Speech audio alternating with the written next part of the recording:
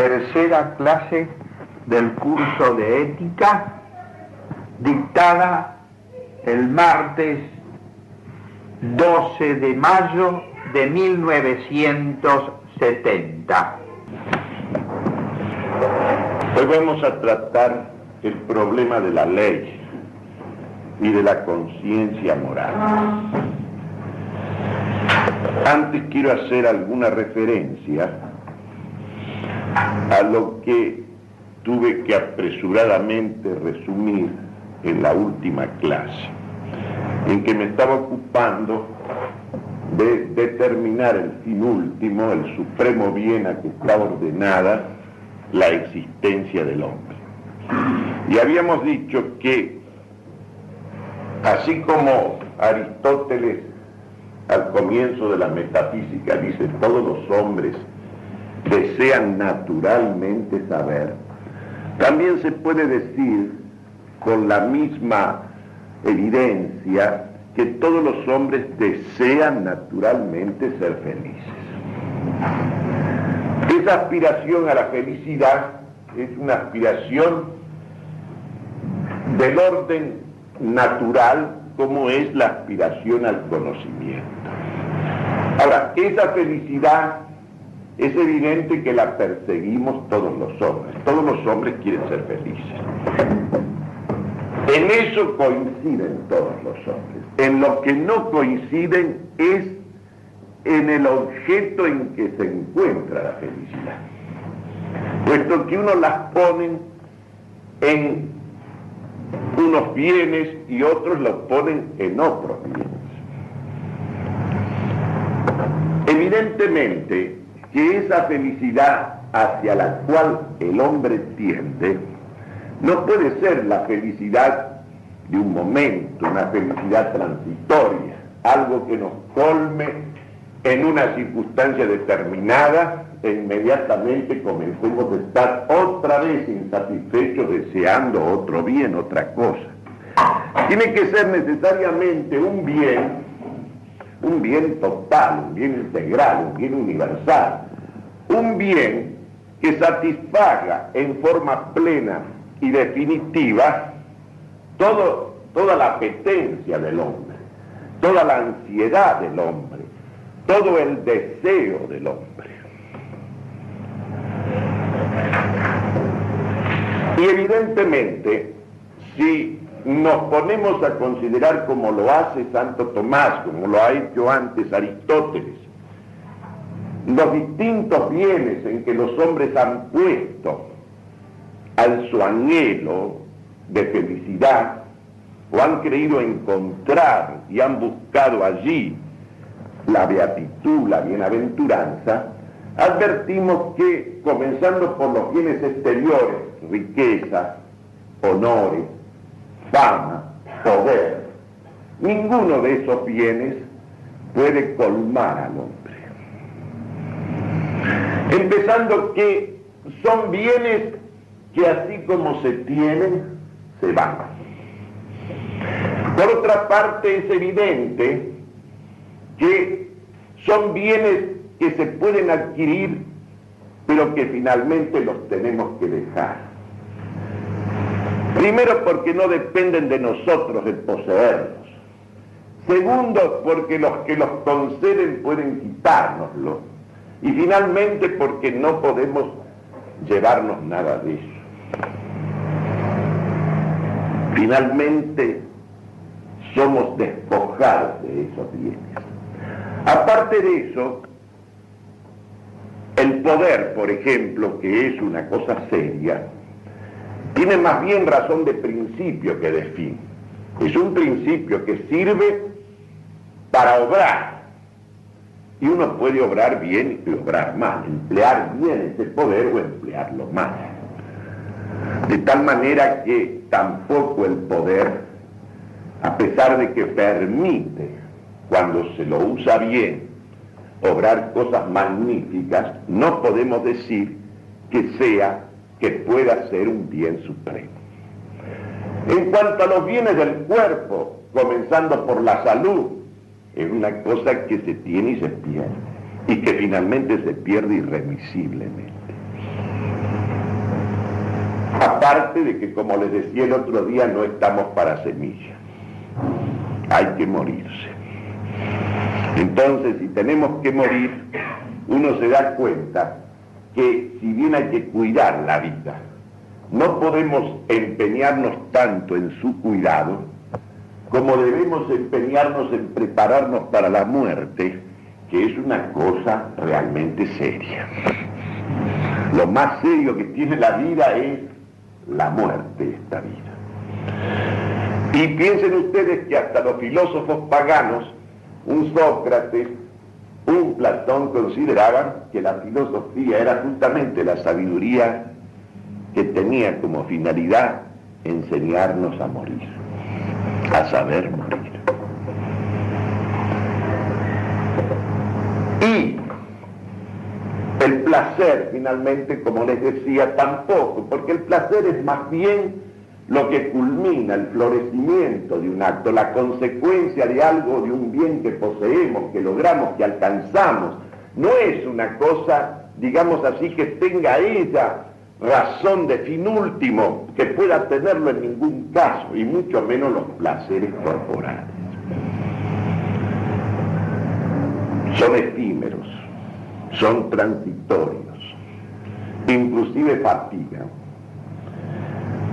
de manera que quedan descartados. Los bienes del alma, que son bienes más altos, más consistentes, más persistentes, más elevados, como por ejemplo la ciencia, la sabiduría, la virtud, son evidentemente bienes que tienen valor de fines, pero no de fines últimos, ninguno de ellos. Porque si bien es cierto que la sabiduría nos permite en alguna medida acceder al fin último, al conocimiento de la verdad absoluta, ese conocimiento en el orden natural no lo podemos tener directamente de Dios, de ese bien supremo, de esa verdad absoluta. No lo podemos tener. A esa verdad absoluta solo la podemos contemplar en las cosas creadas, en el orden de la creación, en las verdades creadas. Porque hay dos maneras de conocer una cosa. Una es ir de la causa al efecto, del principio a la consecuencia, que sería la manera más normal, la más perfecta del punto de vista de la ciencia. Y otra es ir del efecto a la causa. En el caso del conocimiento de Dios, nosotros no podemos, digamos así, naturalmente, sino llegar a la idea de Dios, a la verdad de Dios, de su existencia, sino a través de sus efectos, a través de las criaturas, a través del orden creado. Evidentemente ese orden creado, ese maravilloso orden creado por Dios, que hasta en sus disonancias tiene precisamente, nos da razón de ese orden, hasta eso lo alcanzamos, digamos así, alcanzamos a través de ese orden la necesaria existencia de un ordenador, pero nosotros no podemos llegar a él mismo, siendo que el fin último, que el bien supremo es evidentemente la visión de Dios. Pero como esa visión de Dios solo lo podemos tener en su misma luz, puesto que la luz natural de la razón es tan pequeña, tan insignificante, tan limitada, nosotros no podemos alcanzar eso que nos colmaría. Alguna intuición de esto tuvieron los maestros griegos, esto de ese ideal del sabio, eso de que la felicidad suprema estaba en la contemplación de la verdad, la contemplación de Dios, del acto puro, el motor inmóvil del bien supremo. Sabían que ese era el camino y estaban efectivamente en el camino, pero evidentemente el hombre no puede acceder a esa contemplación en su misma luz, y en esta vida eso es absolutamente imposible además.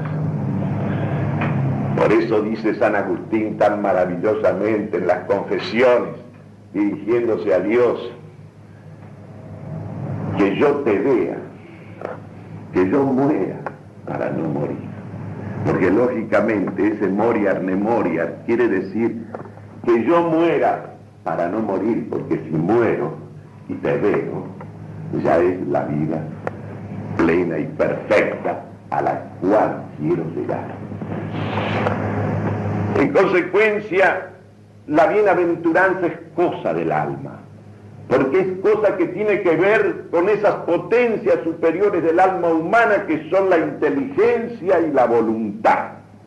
Pero evidentemente el objeto, ese bien supremo, a pesar de ser algo que está, digamos así, en el término final de esas potencias superiores del alma, es algo que la trasciende absolutamente, que la sobrepasa absolutamente. El mismo Agustín lo dice también con esa finura insuperable. Él dice, hablando de Dios, eres más íntimo en mí que lo más íntimo de mí mismo, pero estás en mí, sobre mí. Son juegos de palabras, pero es la única manera en que el lenguaje humano puede decir cosas de Dios. Como aquello otro que él mismo dice también en las confesiones. ¿Qué podemos hablar cuando hablamos de ti, oh mi Dios? Sin embargo, si los que hablan no hablan de ti, están mudos. Si los que hablan no hablan de ti, están mudos. ¿Qué podemos decir? ¿Qué podemos hablar de ti cuando hablamos de ti? Sin embargo, cuando hablamos, si no hablamos de ti, es como si no dijéramos nada. Porque ese conocimiento, aún ese conocimiento natural, oscuro, indirecto, reflejo, negativo, analógico que nosotros tenemos de Dios, vale infinitamente más que las ciencias matemáticas y experimentales más perfectas y acabadas. Porque esas ciencias nos dan verdades para usar nosotros. Y esa verdad que conocemos así oscuramente, aún a la luz natural, esa tiene razón de fin último y es para servirla a nosotros. En consecuencia, solo Dios puede colmar la inteligencia y la voluntad humana. Y la última y perfecta felicidad o bienaventuranza o beatitud consiste en la visión de Dios. Ahora bien, esto quiere decir que en realidad el hombre es una criatura racional y libre. Es una criatura capaz de llevarse a sí misma a donde tiene que ir, que en eso consiste su libertad, de llevarse lúcidamente, reflexivamente, deliberadamente, pero es una criatura. Por eso está encuadrada en un orden que ella no ha creado y a la que ella debe encuadrarse, en ese orden debe encuadrarse. Solo que se encuadra no como aquel que se mueve por instinto, se encuadra libremente. Por eso Santo Tomás dice, si la criatura no es su misma existencia, y ninguna criatura puede ser su misma existencia, puesto que esa existencia le ha sido dada, entonces quiere decir que no es capaz de obrar por sí sola. Siendo libre, tiene razón de causa de sus actos, pero no razón de causa primera, Solo puede tener razón de causa primera de su obrar aquel que es su misma existencia. Todos los otros seres que son creados, en esos seres el obrar sigue al ser. ¿Y qué significa que el obrar sigue al ser? Que ya somos lo que somos y que nuestro obrar está encuadrado y está en su forma y en su fin. Esto es fundamental de darnos cuenta. El hecho de ser criatura, aunque sea hecha esa imagen y semejanza de Dios, hace que nosotros recibamos un ser que no nos lo hemos dado y un fin al cual estamos ordenados y ha de encaminarse nuestro obrar. Pero ustedes se dan cuenta que en nosotros el obrar debe seguir al ser que somos. Y ese ser que somos es algo que nos ha sido dado. Lo natural es lo que es dado. Por lo tanto, nosotros no somos dueños ni de nuestra naturaleza, ni del fin para el cual existimos. Porque para eso tendríamos que ser Dios mismo, la existencia misma. El ser que es, como se llama Dios a sí mismo en el Éxodo.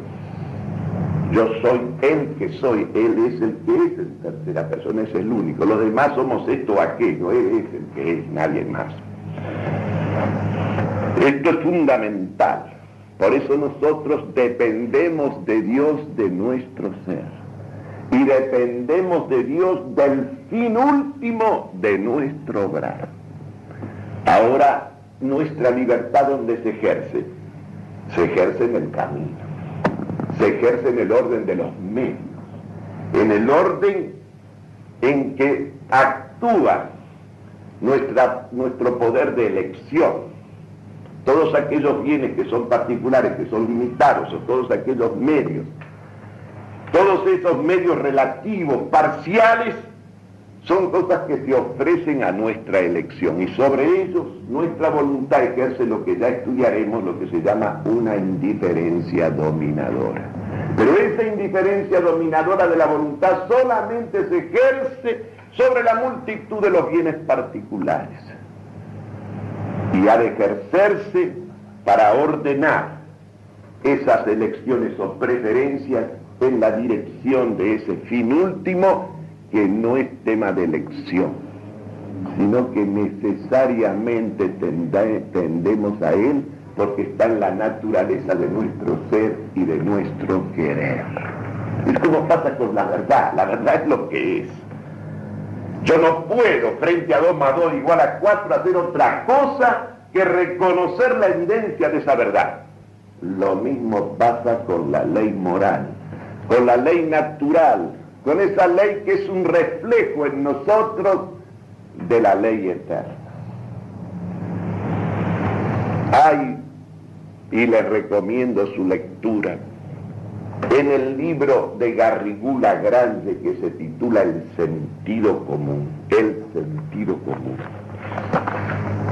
que escribió a principios de siglo, pero después, 30 años después, él agregó en la parte tercera agregó en el capítulo 4 unas notas extraordinarias de claridad, de sencillez y de profundidad sobre la primera mirada de la inteligencia natural, sobre la primera mirada de la inteligencia práctica, de la razón práctica, y sobre la mirada en el orden sobrenatural, o sea, en la fe.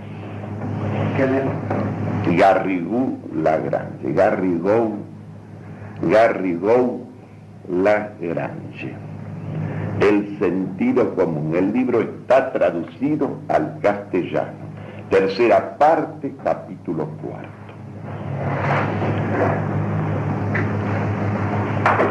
Lo recomiendo por la sencillez, por la claridad meridiana, porque evidentemente la filosofía es el mismo sentido común, reflexivamente, críticamente asumido.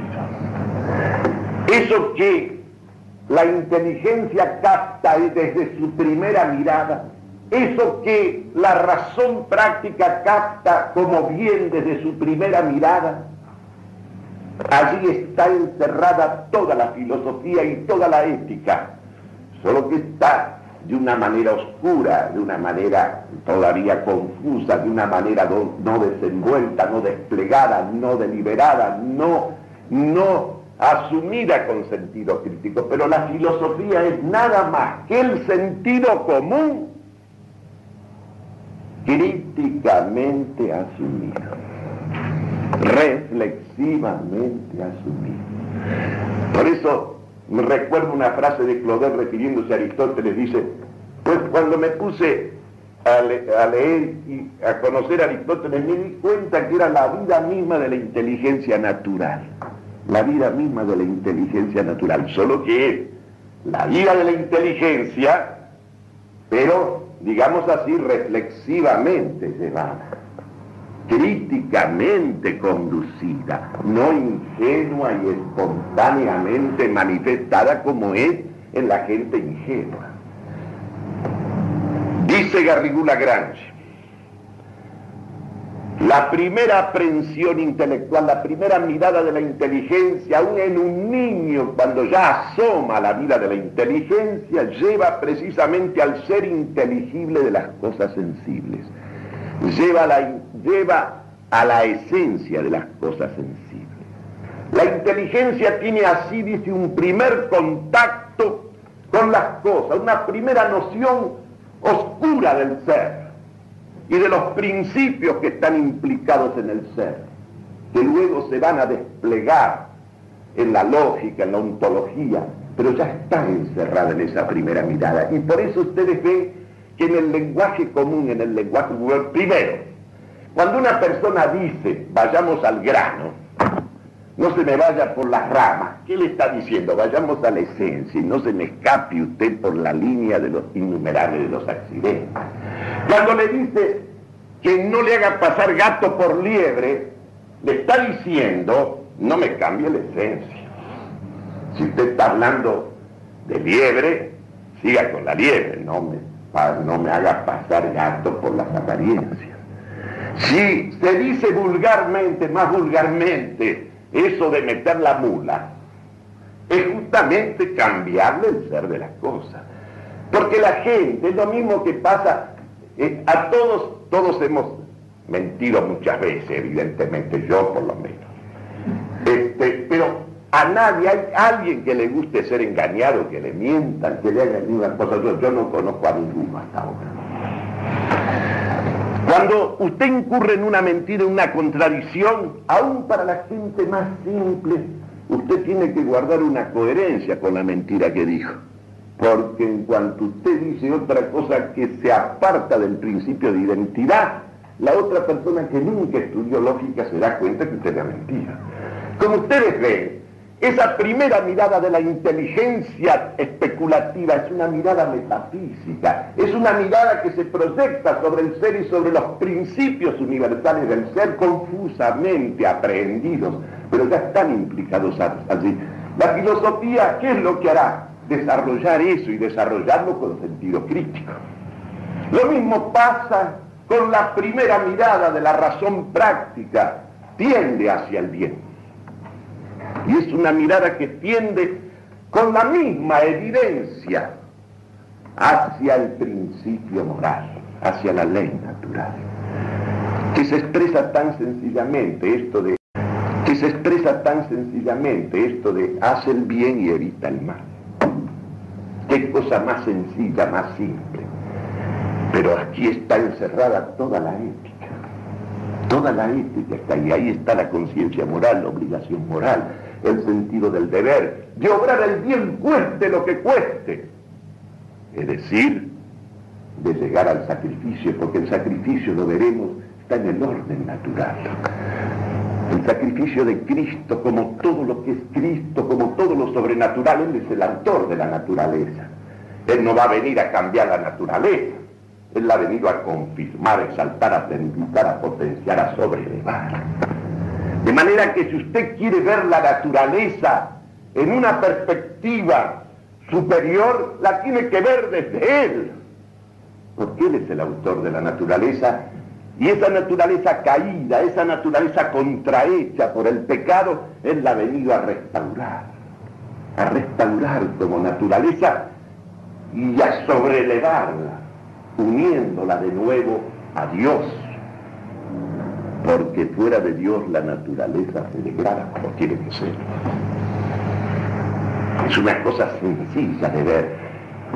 Y este sentido de la ley moral, de la ley natural, esto que es la voz de la conciencia que todos tenemos y que además se manifiesta en nosotros con esa misma objetividad, con esa misma, diría yo, trascendencia en la intimidad misma, en la inmanencia misma del sujeto que piensa, del sujeto que quiere.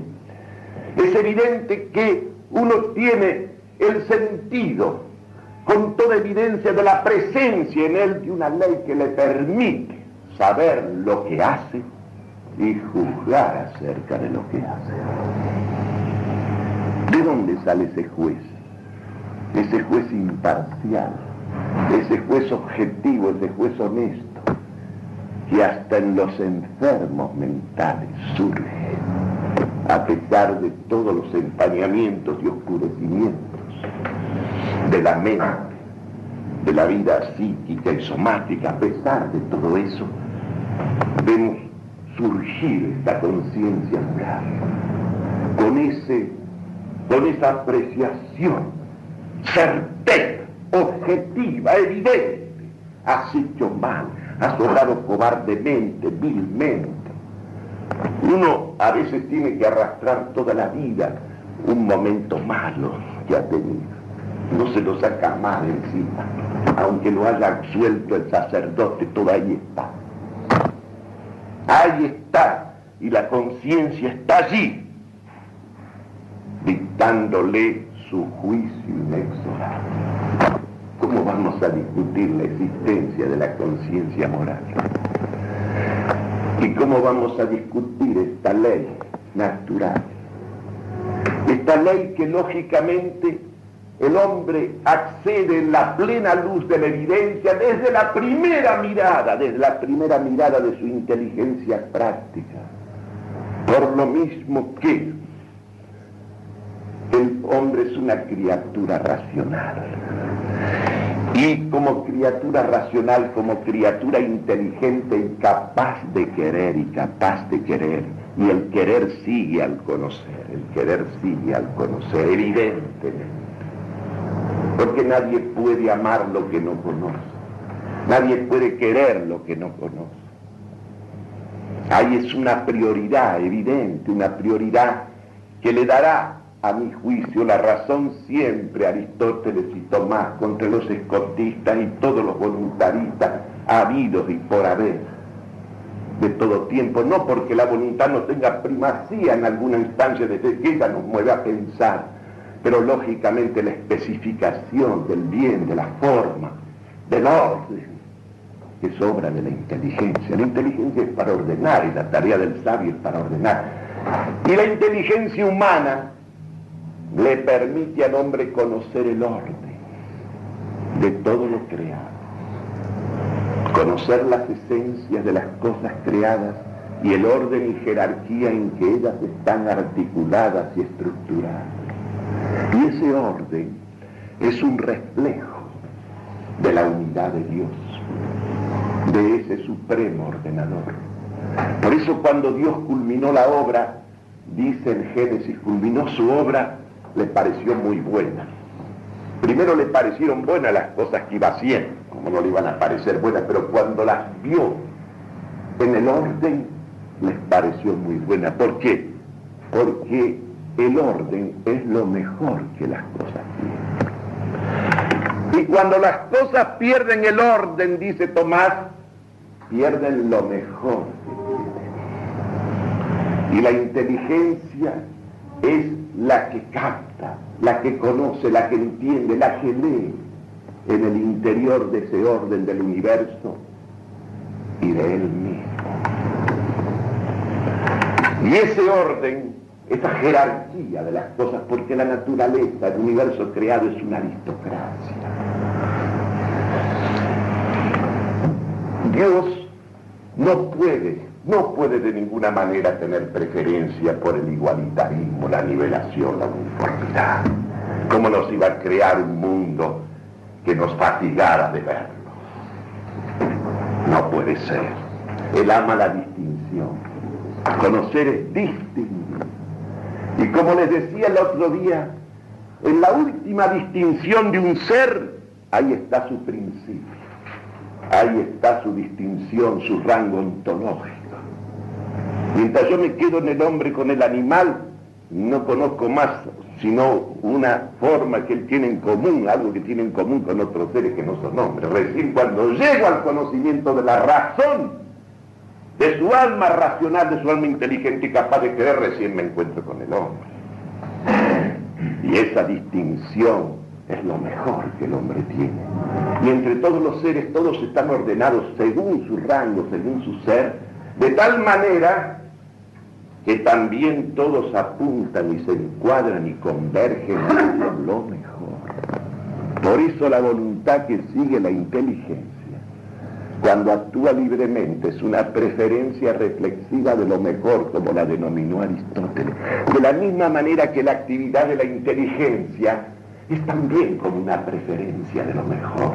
Es el conocimiento de la última distinción. Cuando Platón en el Tetetos analiza el sentido de la definición, él dice, recién llegamos a la definición de algo cuando hemos alcanzado su última distinción. Distinguir y jerarquizar, esto es ordenar en la mente, en el orden de la verdad, el orden que las cosas tienen fuera de la mente, y la voluntad del hombre actuando libremente, la ley natural, la ley moral, no es sino el ordenamiento del hombre con su facultad de conocimiento y de querer hacia lo mejor. ¿Y quién es el mejor? El mejor entre los mejores. El principio de toda distinción, de todo lo que es bueno, es aquel bien supremo, es aquel mejor entre todos, es aquel distinto entre todos. Esto es una cuestión fundamental. Además nos permite comprender una cosa sobre la cual quiero insistir, y por eso vamos a comentar un texto de Kant, porque tenemos que referirnos, claro, a alguien que ha pretendido y que ha tenido además una proyección universal y la tiene todavía, distorsionar estas verdades del sentido común que la filosofía elabora críticamente. Y ha pretendido precisamente que una autonomía de la voluntad humana, de la criatura humana, que solo podría corresponder a aquel ser que es su misma existencia. Porque en todos los demás seres, repito, que son creados, la actividad sigue al ser, la operación sigue al ser, según es obra. Y eso que es, no viene de él, le ha sido dado. Pero mire, entonces, ¿qué ocurre? Lo acabamos de ver. El fin último no puede ser la voluntad misma, ni algo de la voluntad, ni algo que está en el querer mismo, sino es algo hacia lo cual tendemos. Como la flecha disparada por el arquero hacia un blanco. Ese blanco no lo hemos puesto nosotros, nos ha sido puesto. Y las potencias para llegar lúcida y libremente a él nos han sido dadas. En nuestra mano está, en cierta medida, movernos en esa dirección, llevarnos en esa dirección. Pero fíjense el lenguaje de Kant, que ha inficionado toda la filosofía moderna, toda la filosofía contemporánea, incluso el pensamiento vulgar que divulgan los diarios, el criterio de la gente, a veces hasta la gente católica. Esto se ha metido en la iglesia también hasta el punto que hay gente que cree que el acto moral es obrar libremente, obrar con libertad, no obrar lo que se debe obrar, que es más principal que obrarlo libremente. Porque el fin tiene prioridad sobre todo. Dice Kant, en los fundamentos de la metafísica de las costumbres, que viene a ser como un prólogo a su crítica de la razón práctica. Dice, la autonomía de la voluntad es esa prioridad de la voluntad, que la voluntad tiene de ser para sí misma su ley. Observen bien. Es esa prioridad que la voluntad tiene de ser para sí misma su ley. Es decir, la voluntad, que es una potencia, que es una naturaleza también, que integra esta naturaleza humana de una criatura, resulta que ella se pone a sí misma su ley. Es su ley. Independientemente de toda prioridad de los objetos del querer, elimina el fin trascendente, elimina el fin trascendente hacia el cual tendemos, lo elimina el bien supremo. El querer, la voluntad se pone su propia ley y agrega esta cosa tremenda. Cuando la voluntad busca su ley por encima de sí misma, cuando la voluntad busca su ley por encima de sí misma, siempre resulta de ello una heteronomía. Él contrapone heteronomía a autonomía. Heteronomía es una servidumbre, es sometimiento a otro, a un extraño, aunque sea Dios. Si la ley moral nos fuera impuesta desde fuera por Dios, la voluntad no podría someterse a ella, sino por temor, amor e interés. Y a él le parece que someterse por temor, por amor e interés es la misma. Observen bien, es una concupiscencia, una especie de movimiento despreciable, de servidumbre. Y dice, lo cual sería ajeno a la moralidad. Es decir, ustedes tienen aquí el querer mismo puesto como suprema ley, el querer mismo puesto como fin último, el tender de la voluntad como siendo el mismo su fin. Como decía el judío Bernstein, el socialista, lo importante no es a dónde se llega, sino el movimiento. Lo importante es caminar, a dónde no interesa. Y por eso que ahora que vivimos en la era del cambio, ustedes se han fijado que todo el mundo habla del cambio y nadie habla de lo que permanece y debe permanecer. Y todos tienen la obsesión, la embriaguez, el delirio del cambio. Y yo siempre recuerdo modestamente cuando les hablaba de Heráclito a los muchachos y uno les dice, sí, es verdad que no nos podemos bañar 2 veces en la misma agua de un río, ni beber la misma agua que bebemos en un vaso. Pero díganme, ¿qué es más importante, más principal, más real, más verdadero? El hecho de que siempre que nos bañamos en agua, aunque sea otra agua. Y siempre que bebemos para apagar la sed, bebemos agua. Si no hubiera algo que permanece, que es siempre lo mismo que es su esencia, ¿qué sería de nosotros con el cambio absoluto, con el pasar siempre a otro? Nos moriríamos de sed, entre otras cosas, lo cual nos impediría pensar en el agua y en cualquier cosa. El cambio es una cosa real, pero lo que permanece es infinitamente más real y verdadero. Mucho más real es el agua, es siempre agua, aunque sea otra agua, que el cambio del agua. Y los católicos en este momento tenemos que meditar bien esta especie de delirio del cambio que nos ha dado, porque nos están quitando las bases de sustentación. Lo que le ofrece al hombre ya la primera mirada de la inteligencia, ya la primera mirada de la razón práctica. Sigamos, dice Kant, hay que admitir para el mundo moral, observen bien, la concepción que Rousseau sostuvo para el orden social, que es orden moral también, ¿no? El hombre debe prescribirse la ley a la cual obedece. El hombre debe prescribirse la ley a la cual obedece. Eso es autonomía.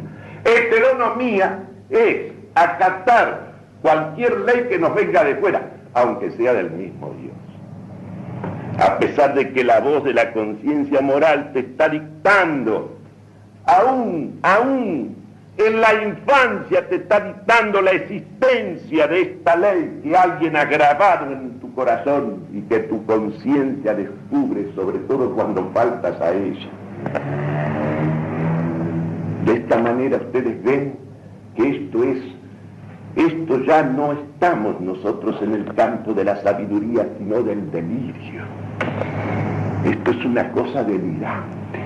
Después vendrán los secretarios, los Leroy, toda la gente a prescribir lo mismo. Y ahora dentro de los progresistas, dentro de la iglesia, como finamente lo ha denunciado en muchos de sus artículos el padre García Vieira, vienen ahora a decirnos que la verdadera moralidad del acto no está en obrar el bien, sino en obrar con libertad.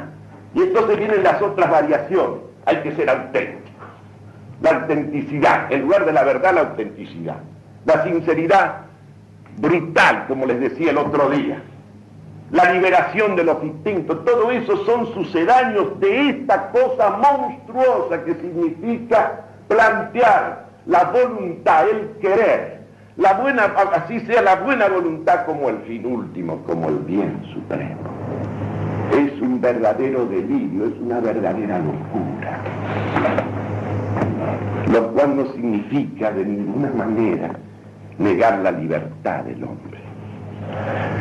Claro, de esta moral concebida así como la concibe Kant, deriva también una religión dentro de los límites de la razón de que él habla.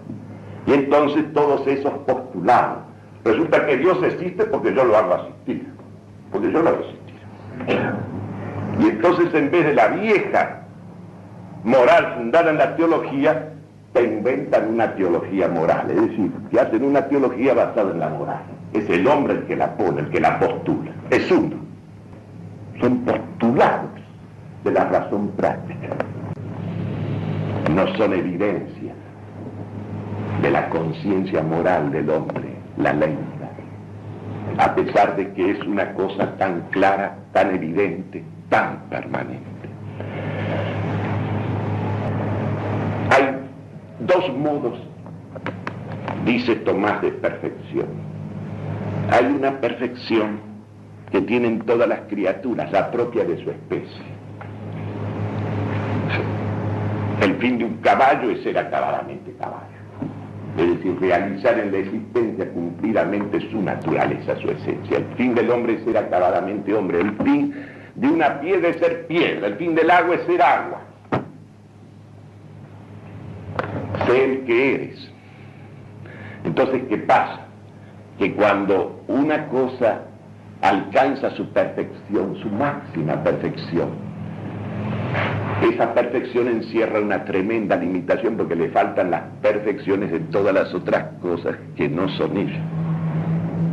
Entonces Dios, maestro en estas cosas, ha puesto remedio a la imperfección, ha puesto un remedio aún en el plano de la criatura, y ese remedio es la criatura inteligente y capaz de querer.